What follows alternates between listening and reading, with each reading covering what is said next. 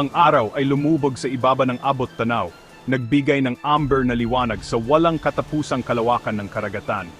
Si Clara ay nakatayo sa gilid ng maliit na bangkang pangisda, ang kanyang auburn na buhok ay humahampas sa maalat na hangin. Palagi siyang naakit sa dagat, ang kalawakan at misteryo nito ay tinatawag siya tulad ng isang matandang kaibigan. Ngunit ngayong gabi, ang karagatan ay tila iba, parang buhay, halos na parang pinapanood siya.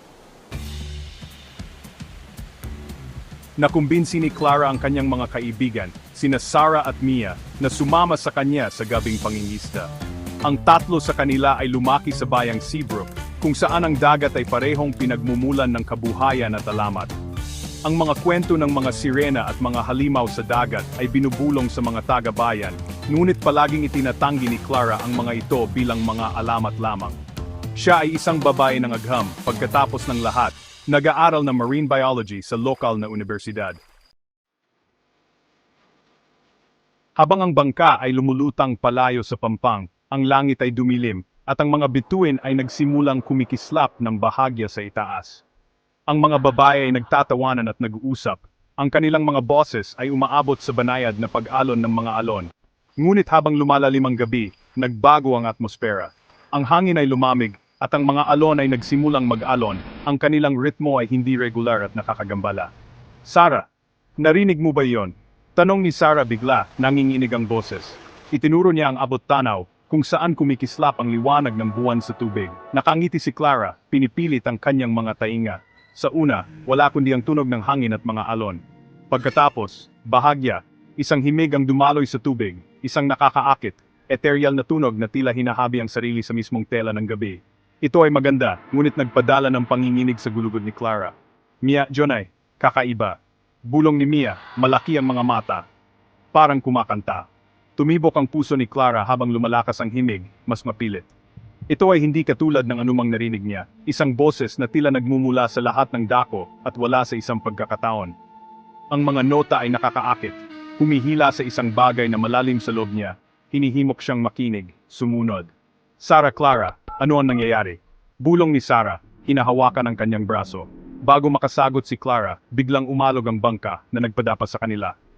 Lumakas ang pagkanta, mas mapilit, at ang tubig sa paligid ng bangka ay nagsimulang mag-alon na parang may malaking bagay na gumagalaw sa ilalim ng ibabaw.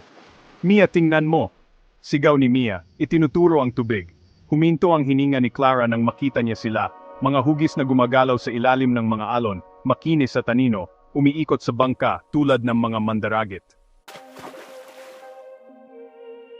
Umabot sa rurok ang pagkanta, at biglang isang figura ang lumitaw mula sa tubig. Ito ay isang babae, ang kanyang balat ay maputla at kumikislap, ang kanyang buhok ay mahaba at madilim, kumakapit sa kanya tulad ng siyawid. Ang kanyang mga mata ay kumikislap ng kakaibang liwanag, at ang kanyang mga labi ay nakakurba sa isang ngiti na parehong kaakit-akit at nakakatakot. Sumigaw ang isip ni Clara na tumingin palayo, tumakas, ngunit hindi niya magawa. Ang tingin ng sirena ay hawak siya, at ang himig ay bumalot sa kanya tulad ng isang bisyo. Nararamdaman niyang gumagalaw ang kanyang katawan patungo sa gilid ng bangka, na parang hinihila ng isang hindi nakikitang puwersa. Clara!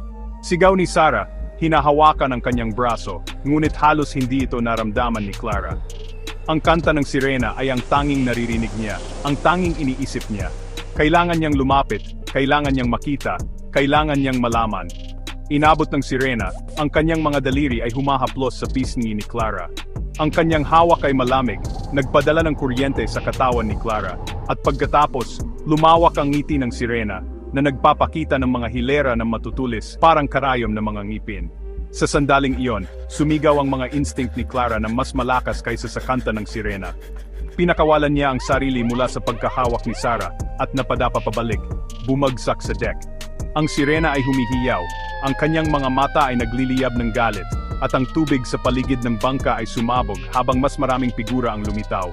Dos-dosenang mga ito, ang kanilang mga boses, ay sumasama sa isang kakila-kilabot na himig.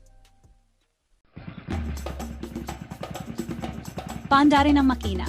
Sigaw ni Clara, nagmamadaling tumayo. Si Mia ay nagmamadali sa mga control, nanginginig ang mga kamay, ngunit ang makina ay umandar. Ang bangka ay umabante, at ang mga sirena ay humihiyaw, Ang kanilang mga boses ngayon ay isang nakabibinging sigaw. Kumapit si Clara sa railing, habang ang bangka ay tumatakbo patungo sa pampang. Ang mga sirena ay humahabol, ang kanilang mga anyo ay umiikot at gumagalaw sa tubig. Ang pagkanta ay humina habang papalapit sila sa kaligtasan ng daungan, ngunit nararamdaman pa rin ito ni Clara, na nanatili sa kanyang isipan tulad ng isang multo. Nang sa wakas ay makarating sila sa pampang, bumagsak ang tatlong babae sa buhangin. Ang kanilang mga hininga ay humihingal. Ang dagat ay muling kalmado, ang mga sirena ay nawala na parang hindi sila naroroon. Ngunit alam ni Clara na mas mabuti. Naririnig pa rin niya ang mahinang echo ng kanilang kanta, isang paalala na ang dagat ay may mga lihim na mas madilim at mas mapanganib kaysa sa kanyang naisip. At habang nakatingin siya sa walang katapusang kalawakan ng tubig, hindi niya maiwasang maramdaman na ang mga sirena ay nanood pa rin, naghihintay na siya ay bumalik. Mula sa gabing iyon, hindi na muling pumalaot si Clara. Ngunit minsan, sa tahimik na mga gabi kapag ang hangin ay nagdadala ng amoy ng asin at brine, maririnig niya ang pinakamahinang bulong ng isang himig, tinatawag siya pabalik sa kalaliman. At alam niya, sa kaibuturan, na hindi siya kailanman pakakawala ng dagat.